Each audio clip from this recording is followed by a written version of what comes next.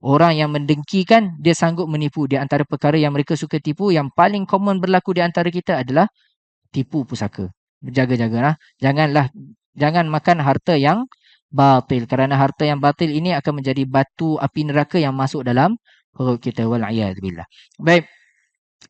Jangan ceritakan kepada adik-beradiknya, takut adik-beradiknya juga pandai dalam bab takwil mimpi dan mentakwilkan Nabi Yusuf alaihi salam ini akan menjadi orang yang hebat. Orang yang bagus, orang yang berpengaruh dan sebagainya. Inna syaitana lil insan aduwwum mubin. Dan syaitan ini sebenarnya adalah musuh bagi seluruh manusia. Apa kaitan syaitan dan adik-beradik? Saya ada terdengar cerita daripada Mufti Meng. Macam bagi saya logik kat cerita dia. Dia cerita apa? Sebenarnya kat atas muka bumi ni, kalau tak sebab syaitan, semua manusia mesti baik. Semua manusia akan jadi baik. Maka sebabkan syaitan ni, dia ada satu kerja dia suka mempengaruh manusia untuk berbuat kejahatan. Allah Subhanahu Wa Taala approve benda ni. Allah Subhanahu Wa Taala mengatakan perkara sedemikian di dalam Al-Quran. Inna ibadi laisa laka alaihim sultan illa manittaba'aka minal ghawin. Kisahnya daripada surah Allahumma salli ala Muhammad, surah Al-Hijri, panjang.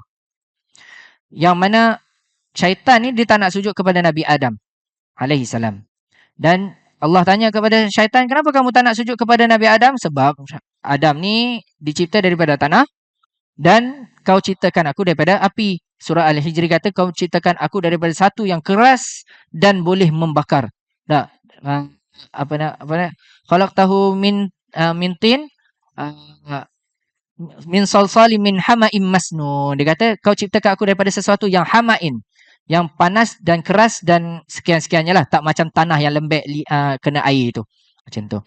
Maka Allah Subhanahu Wa Taala kata, keluarlah engkau daripada syurga ni.